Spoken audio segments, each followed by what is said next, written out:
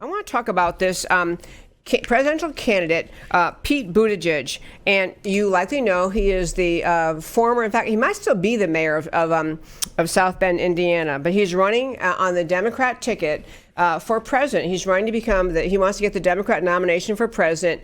I think there are 23, 24 candidates. So it's a huge field right now. But one thing that Buttigieg has been doing, and I haven't commented on it yet, but I just couldn't resist planting this seed to ask you to think about this idea. So Buttigieg is gay. He has a husband. And so he and his husband are frequently the topic of commentary and frequently the topic of Buttigieg's remarks. He is he's not just, he is gay and I believe married to this gentleman named Chasten, Chasten is Buttigieg's husband. Chasten used to be Glesman and now it's Buttigieg. But what has come out I wanted to share with you is this. I have sensed many times in listening to Buttigieg speak that he is using his lifestyle, his being gay, as a victim card. He's playing the victim card. He's being the victim. He is describing his life as being a victim and his life with this man who is now his husband.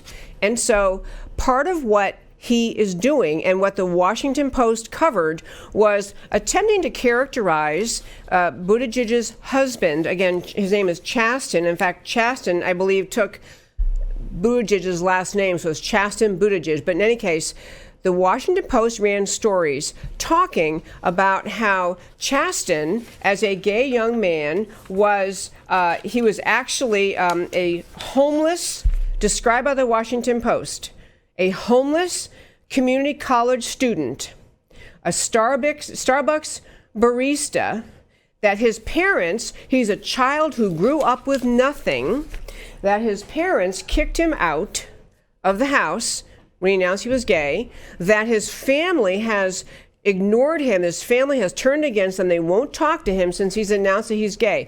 This is what the Washington Post is recounting as the life story of Chasten Buttigieg. And Chasten Buttigieg has a brother who is a Christian pastor named Ryan Glesman, a 34-year-old pastor, small town church in Michigan. And this brother gave an interview to the Washington Examiner. And the brother, this Christian pastor brother, really, really blasted Buttigieg for what he is calling lies the Buttigieg campaign is telling about the lifestyle, this life in which Buttigieg's husband Chasten grew up. What happened once those Washington Post stories ran that his family kicked him out and his brothers wouldn't speak to him and he was homeless, all this depiction, this pastor brother started to get hate mail and threats and attacks on social media. How dare you pick on Chasten? How could you be so mean? How could you be so intolerant? Christian intolerance, blah, blah, blah. So this guy, Ryan, the pastor brother of Buttigieg's husband, gave an interview and said basically this. Number one, no one was surprised in our family. No one was shocked when Chasten came out as gay. This was not news. I mean, it was kind of something they had implicitly understood. Number two, Ryan, this brother, has been very generous toward Chasten and inclusive toward Chasten and Chasten's past boyfriends, other men that Chasten brought into his life. Ryan has included in their family that this pastor brother, Ryan Glesman, went to a baseball game just like 2 years ago with Chasten and Pete Buttigieg. Point is, he socializes with them. The family did not kick him out. Chasten decided he was having a troubled time. He moved away from the family, but the family didn't kick him out. This pastor saying, we include him. And he said, just saw him a year ago at the grandmother's funeral. They hugged, they talked at the grandmother's funeral. The point is, this whole victim card mentality is being played up by Pete Buttigieg for political purposes, for the purposes of his political campaign. Because on the left, being a victim makes you more electable. It is an appealing way to present yourself to the Democrat electorate, to say, well, I'm a victim. You can't believe how much of a victim I am. So and he also said, what are they talking about? It grew up in poverty. The kid had a car, he had car insurance, he had a cell phone. He said it's not even true that they were poor. They were normal. I don't know if he uses middle class or lower middle class family, but they were not poor. But the entire depiction of Chasten, the husband of Buttigieg, of being poor, being kicked out by his family, being chastised, being excluded, all false. Now, this pastor does say he'd never vote for Buttigieg because he doesn't believe what the Democrat stands for, doesn't like his position on border security, doesn't like his position on the Supreme Court justices, doesn't like a lot of his views. And this brother, Chasten, even this brother, Ryan Glesman, even said, I'm a Christian pastor, so yes, I embrace traditional biblical views related to marriage. Okay, I do, but I still love my brother. I still love my family. I still love my friends. I do not reject any of them. So this idea, and this is kind of closing on this point before I want to get to our story I'd like to tell you about the end, where I tell you about why it all matters to you. This effort of Pete Buttigieg to play the victim card as a gay man, in fact, it's been, when I say I don't like other comments he's made, he does this in attacking, Pete Buttigieg does this in attacking Vice President Pence. Pence was the governor of Indiana at the time that Pete Buttigieg was and is the mayor of Fort Bend.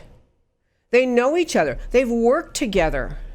They don't agree on policy all the time, but they've worked together. He has been friendly toward him. They have been political allies working together. Not in the same political party, but in the same state, working on things. The point is, it is the intolerance, the vitriol is effusing from Pete Buttigieg's mouth. The intolerance, the vitriol, the name-calling is coming out of Buttigieg, not out of Mike Pence. But Mike Pence, every time he tries to make a speech, he has to get this idiotic criticism by Buttigieg of intolerance and meanness and all these other words that Buttigieg throws out. He's trying to play the victim card, and it's wrong. It is dishonest. I am not saying that it's easy to be gay in America. I understand that, and most people I know have people in their families, among their close friends, their business colleagues. All of us have connections and contacts with people who live the gay lifestyle and who are maybe married to someone. We all have this, social contacts that way. But the left tries to say, you either 1,000% embrace everything the LGBTQ agenda pushes, or you're a hater. You embrace same-sex marriage in the same way as as traditional marriage, or else you're a bigoted hater and homophobe. But the fact is, there aren't just those two choices.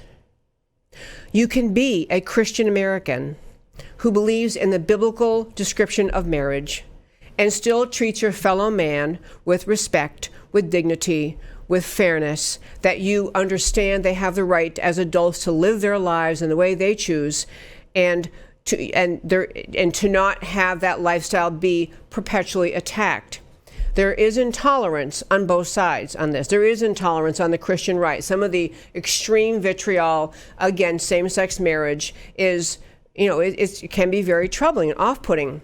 But the vitriol coming out of the American left is just as angry, just as intolerant. In fact, the intolerance problem on this issue, the intolerance problem lives on the American left, lives on the Buttigieg side of things, where nobody can say anything that they don't agree with related to marriage without being attacked as homophobic. And we can't move forward with this distinction. We can't move forward with that attitude coming from the left. It's the same attitude the LGBTQ advocates have with respect to transgenderism, with respect to drag queens doing story hour for kindergartners in public libraries. The attitude of, you must accept everything advocated for by the LGBTQ agenda, or else you're a homophobic hater. And this is not okay in America. There's no way to get to peaceful coexistence. There's no way to get to a peaceful society if the left is telling us you have to agree with everything we say, no exceptions allowed. These are tough issues. I know these are tough issues to talk about. But when Buttigieg plays the victim card, and he plays it with mendacity, which means dishonesty. He is not telling the truth about his husband's life, his husband's family, his husband's how he was treated by his family, what their lifestyle was growing up like. He's not telling the truth, and he's asking for your vote based on those kind of lies.